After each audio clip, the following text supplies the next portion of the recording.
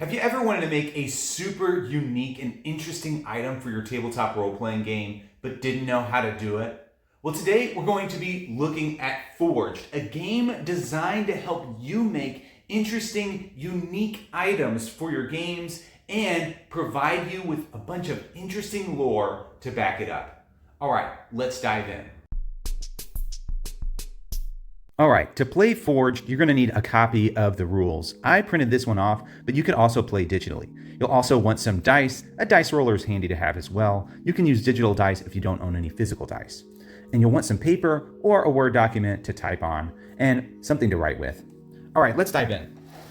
The first thing that you need to do for Forged is just kind of open it up to the front page and read through the backstory to know what's going on. So in Forged, you're going to be playing as a mystic who can divine the history of items. And so as we play, we're going to be looking to the past. Adventurers have brought us this item, and we're going to be looking at it and figuring out all of the details of the item. It plays through pretty quickly, but it also gives you a pretty detailed level of the item. You're given a bunch of different charts that you can roll on that give you more and more detail about your item.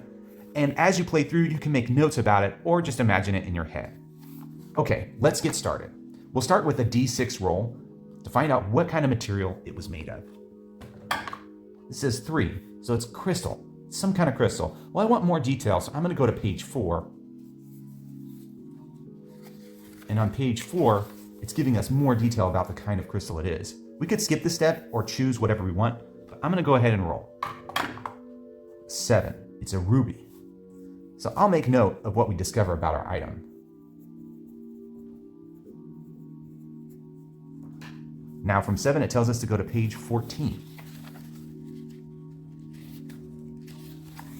On page 14, we're going to find out what kind of item is it. We're going to roll a d8. And it's an 8. It's armor. Interesting. Crystal ruby armor. We'll go to 34 to find out more details. We'll roll a d8 again. It's a chest plate made of ruby. Interesting. Who forged the item? This is going to tell us a little bit about the item's history, how it was made. It was made by Fae.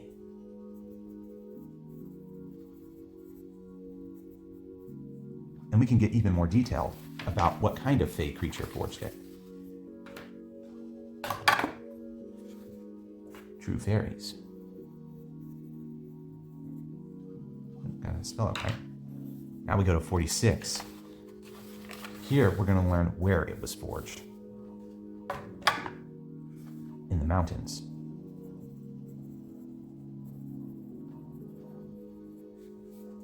Now we'll go to 48. Find out exactly where it was forged in the mountains. It was forged in a fold. Oh, and now we go to 53.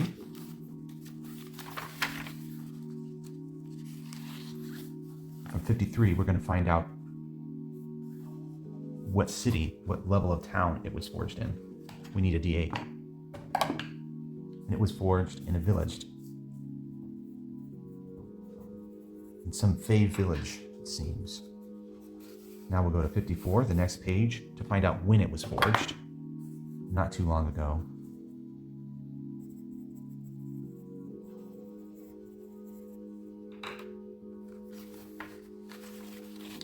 Now, why was it made? Why did someone make a crystal ruby chest plate? Why did some Fae make it? To slay a fell beast.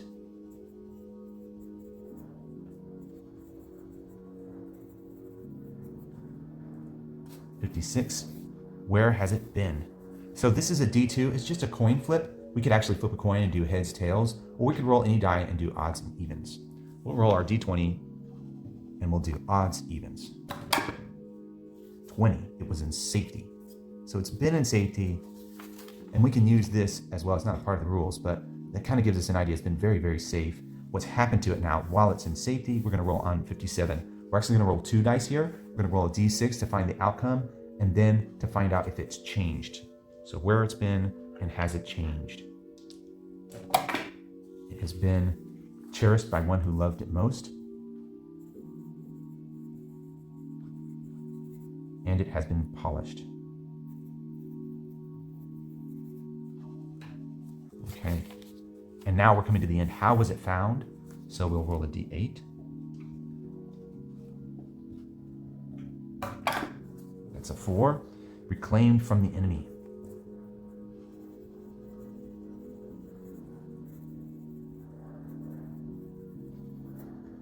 Now we could go back and re-roll part of where it's been or what's happened to it, but I think right now we've got a pretty strong story start.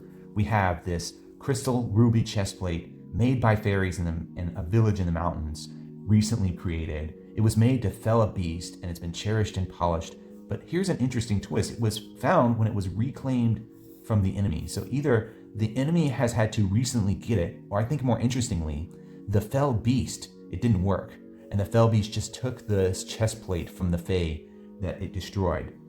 Okay, so let's call it the ruby plated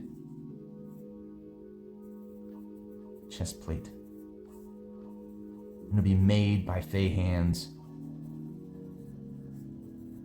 Let's say to fell a dragon.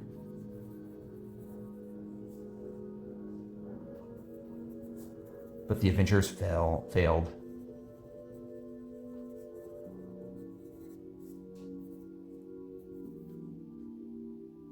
And the ruby plated chestplate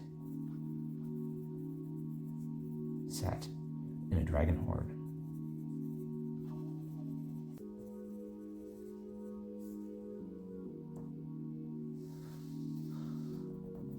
Until reclaimed by brave adventurers.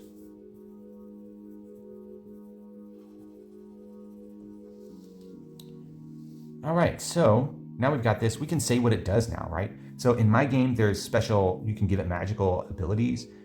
If you want here at this point, there's no rules in Forged, but it really gives you a strong idea about where this should go and what it should mean. In my game, rubies, and for along the ley line, rubies amplify magic. So I'm gonna say for this plate, it's gonna give you resistance to piercing and slashing, like regular plate mail. But it's also going to amp, it'll do like maybe once per day,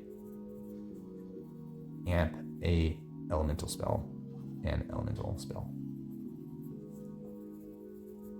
Okay, so after looking at this story, we've got a pretty strong idea about what this item is and where the players might find it, right? It could still be in this dragon hoard, and maybe the adventurers come and reclaim it from them, or maybe it's been recently recovered, and maybe they're trying to get the stink of dragon off of it because it's been sitting in this pile. It hasn't been there too long because we know that it was made not too long ago, but we know that it was also made to fell this beast by amping some kind of spells. Fairies are very magical creatures, so maybe it could have helped them amp these spells. But finding this item would be awesome. Once per day, amping an elemental spell is huge, on top of resistance to plate and slashing. So this is already a really interesting item, and it was generated by going through these tables. I hope you give it a try.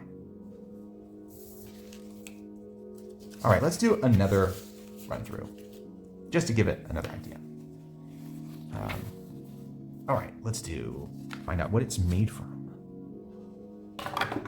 3, also crystal again. What kind of crystal is it though? Maybe it's a different kind of crystal. 7, also ruby. Man, my dice aren't doing well. Let's try this again. Actually, no, let's just leave it as ruby. We don't know what it is. Let's just keep going and trust the dice to make us something interesting. So now we go to page 14. And what kind of item is it? 8, it is armor again. Goodness, I might need new dice. Maybe it says something with this armor, something also created with it. Now we're gonna go to 34 to find out exactly what kind of armor it is, and this time it's a shield. Okay, see, it still gives us something different, even if most of the things are the same. So we can go to 35 to find out exactly what kind of shield it is. So we've got this nice list of shields here. 1, it is a round shield. And I can't spell shield. There we go, round shield. 37, to find out who made it. Is it the Fae still, or is it somebody else? It is a humanoid.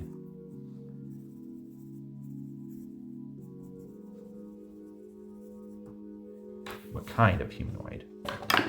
We're rolling on this table here. An elemental. And along the ley line, there are sentient elementals called Alami. So 41, what kind of elemental made this? 4, a wind elemental. Interesting. I want to know why it was made. It's going to tell us where, but we're going to skip that because we can in this game and find out why it was made. Where it was forged, when it was forged, why it was forged in 55. 6, to immortalize what must be remembered.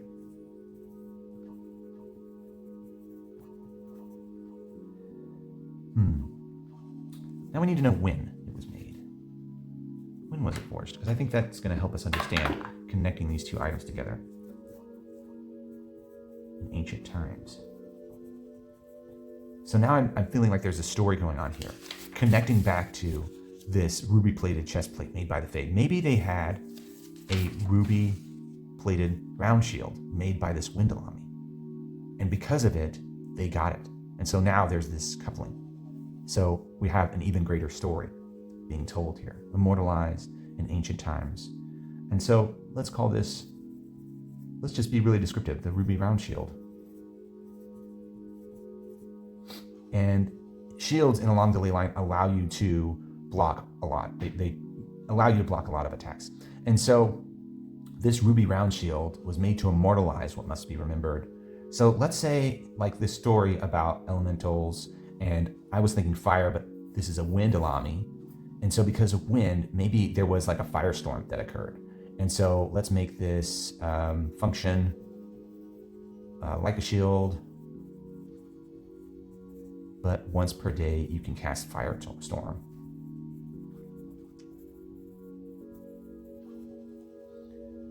Which is a spell in the player's handbook. All right, so we already have two really interesting items that the players can run across with functions and backstory that are making the world a little bit richer. I hope you'll give Forged a try. I hope you've enjoyed this playthrough of Forged.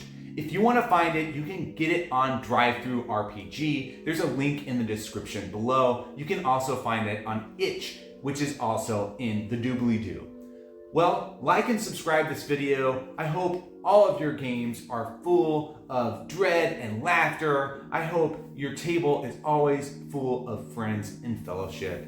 Join the journey and follow me.